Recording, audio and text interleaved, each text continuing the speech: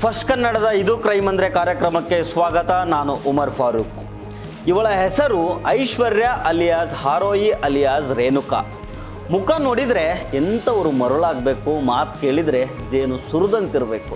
ಆದರೆ ಈ ಮುಗ್ಧ ಮುಖದ ಹಿಂದೆ ಇರೋದು ಮಾತ್ರ ಖತರ್ನಾಕ್ ಕಿಲಾಡಿ ಬುದ್ಧಿ. ಪ್ರೀತಿಯ ನಾಟಕ ಆಡಿ ಯುವಕರ ಹಣಕ್ಕೆ ಕಣ್ಣ ಹಾಕೋದೇ ಈಕೆಯ ಹವ್ಯಾಸ. ಈಕೆಯ ಬಲೆಗೆ ಬಿದ್ದು ಒಬ್ಬ ಯುವಕ ಈಗ ಸಾವು ಬದುಕಿನ ನಡುವೆ ಹೋರಾಟ ನಡೆಸ್ತಾ ಇದ್ದಾನೆ. ಈ ಸ್ಟೋರಿಯನ್ನು ಡೀಟೇಲ್ ಆಗಿ ನೋಡೋಣ. ಈ ವಿಡಿಯೋವನ್ನು ಕೊನೆ ತನಕ ಮಿಸ್ ಮಾಡದೆ ನೋಡಿ.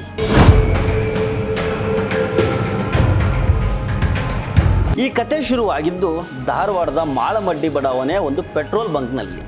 ಅಲ್ಲಿ ಕೆಲಸಕ್ಕಿದ್ದ ಐಶ್ವರ್ಯಳಿಗೆ ಕವಲ್ಗೇರಿ ಗ್ರಾಮದ ಗುರು ಒಕ್ಕುಂದ ಅನ್ನೋ ಯುವಕನ ಪರಿಚಯ ಆಗುತ್ತೆ.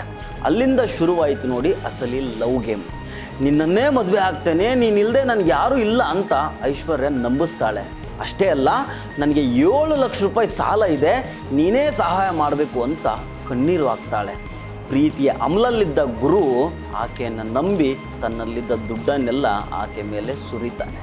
ಆದರೆ ಈ ಐಶ್ವರ್ಯ ಸಾಮಾನ್ಯ ಹೆಂಗಸಲ್ಲ. ಈಕೆಗೆ ಈಗಾಗಲೇ ಮದುವೆ ಆಗಿ ಒಂದು ಮಗು ಇದೆ ಅನ್ನೋ ಸತ್ಯ ಗುರುಗೆ ಗೊತ್ತಿರಲೇ ಇಲ್ಲ. 3 ವರ್ಷಗಳ ಕಾಲ ಗುರುವಿನ ಹಣದಲ್ಲಿ ಐಷಾರಾಮಿ ಜೀವನ ನಡೆಸಿದ ಈ ಲೇಡಿ ಅಷ್ಟರಲ್ಲೇ ಸಂಜು ದೊಡ್ಡಮನಿ ಅನ್ನೋ ಮತ್ತೊಬ್ಬ ಮಿಕಕ್ಕೆ ಬಲೆ ಹಾಕಿರ್ತಾಳೆ. ಒಂದು ಕಡೆ ಗುರುವಿನಿಂದ ಲಕ್ಷ ಹಣ ಪೀಕ್ತಾನೆ, ಇನ್ನೊಂದು ಕಡೆ ಸಂಜು ಜೊತೆಗೆ ಲವ್ವಿ ಡವ್ವಿ ನಡೆಸ್ತಾ ಇರ್ತಾಳೆ. ಈ ವಿಷಯ ಗೊತ್ತಾದಾಗ ಗುರುವಿನ ಇಡೀ ಜಗತ್ತೇ ಕತ್ತಲಾಗುತ್ತೆ. ದುಡ್ಡು ಹೋಯಿತು, ಪ್ರೀತಿಯೂ ಸಿಗಲಿಲ್ಲ ಅಂತ ಮನನೊಂದ ಗುರು ವಿಷ ಸೇವಿಸಿ ಆತ್ಮಹತ್ಯೆಗೆ ಟ್ರೈ ಮಾಡ್ತಾನೆ. ಜಿಲ್ಲಾಸ್ಪತ್ರೆಯಲ್ಲಿ ಈಗ ಸಾವು ಬದುಕಿನ ನಡುವೆ ಹೋರಾಡ್ತಾ ಇದ್ದ ಗುರುವಿನ ತಾಯಿಗೆ ಐಶ್ವರ್ಯಳೆ ಫೋನ್ ಮಾಡಿ ವಿಷಯ ತಿಳಿಸ್ತಾಳೆ. ಅಷ್ಟಕ್ಕೆ ಸುಮ್ಮನಾಗದ ಈಕೆ ತನ್ನ ಹೊಸ ಬಾಯ್ ಫ್ರೆಂಡು ಸಂಜು ಜೊತೆ ಸೇರಿಕೊಂಡು ಆಸ್ಪತ್ರೆಗೆ ಬಂದು ದರ್ಪ ತೋರಿಸ್ತಾಳೆ. ಆಕೆಯನ್ನು ನೋಡಿದ ಕೂಡಲೇ ಗುರುವಿನ ಕುಟುಂಬಸ್ಥರ ಆಕ್ರೋಶ ಕಟ್ಟೆ ಹೊಡೆಯುತ್ತೆ. ಅಲ್ಲೇ ನಡೆಯುತ್ತೆ ನೋಡಿ ಧರ್ಮದೇಟಿನ ಪೂಜೆ.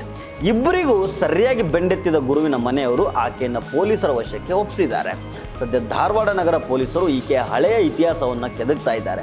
ತನಿಖೆಯಲ್ಲಿ ಈಕೆ ಇಂಥ ಎಷ್ಟೋ ಯುವಕರಿಗೆ ನಾಮ ಹಾಕಿರೋದು ಬಯಲಾಗಿದೆ. ಪ್ರೀತಿಯ ಹೆಸರಲ್ಲಿ ಮೈ ಮರೆತರೆ ಏನಾಗುತ್ತೆ ಅನ್ನೋದಕ್ಕೆ ಈ ಘಟನೆಯೇ ಸಾಕ್ಷಿ. ಹಣವನ್ನು ಕಳೆದುಕೊಂಡು ಈಗ ಪ್ರಾಣವನ್ನು ಪಣಕ್ಕಿಟ್ಟಿರೋ ಗುರುವಿನ ಸ್ಥಿತಿ ನಿಜಕ್ಕೂ ಶೋಚನೀಯವಾಗಿದೆ. ಸೊ ಫ್ರೆಂಡ್ಸ್, ಇದು ಇವತ್ತಿನ ಇದೇ ಕ್ರೈಮ್ ಅಂದರೆ ಕಾರ್ಯಕ್ರಮ. ಮತ್ತೆ ಭೇಟಿ ಆಗ್ತಿರೋಣ. ನಮಸ್ಕಾರ.